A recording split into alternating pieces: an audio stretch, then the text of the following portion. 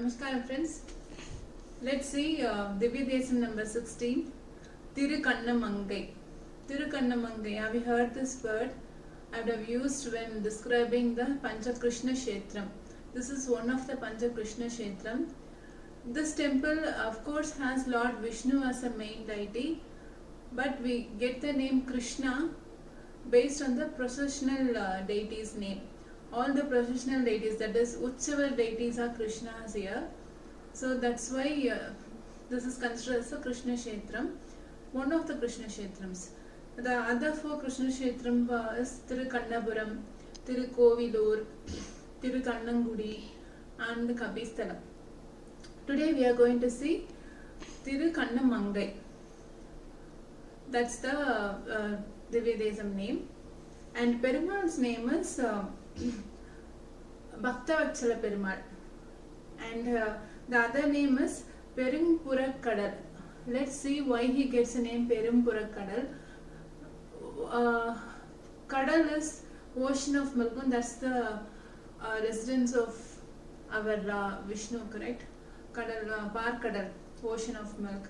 So when Devas and Asuras were churning that ocean, lot of items came out of it. And goddess Mahalakshmi also came with a garland in order to marry Lord Vishnu. There were crores of Devas standing. Asuras also were there, no? So Devas, before them she felt shy to marry Perumal. So she came to this place, Tirukannamangai place, to do penance in order to attain Lord Vishnu. So she came here. Lord Vishnu also came for her to this place.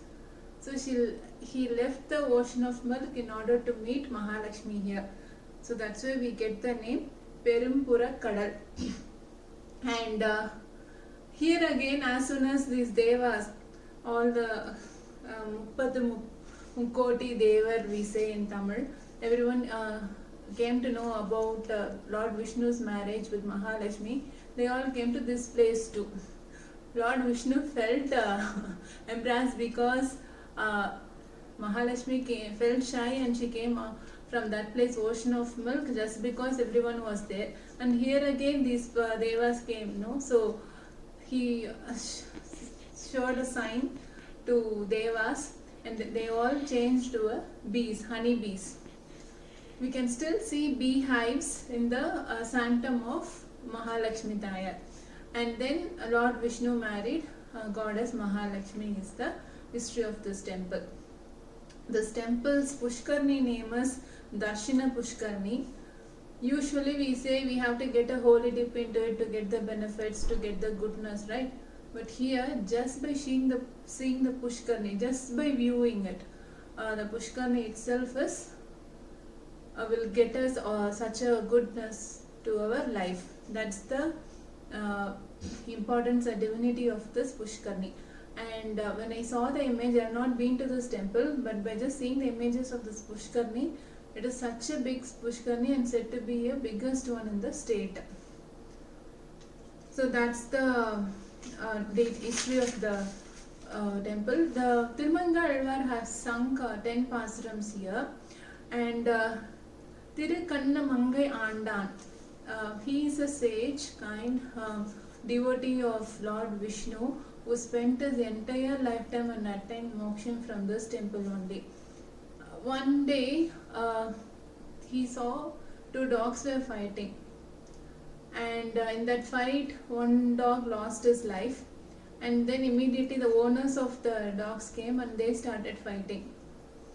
By seeing this, Tirukannamangai Andan felt that just for a dog, if their owners are going to take care this much effort to save them, what about Lord Vishnu? How much effort he will taking care of us? How much effort he will take in order to take care of us is what he felt, and he started spending his entire life in the temple. So that's the deep devotion he had for Lord Vishnu, with the strong belief that he will take lot of effort to take care of us. So we need not worry at all. We should have complete faith on him as the belief he had.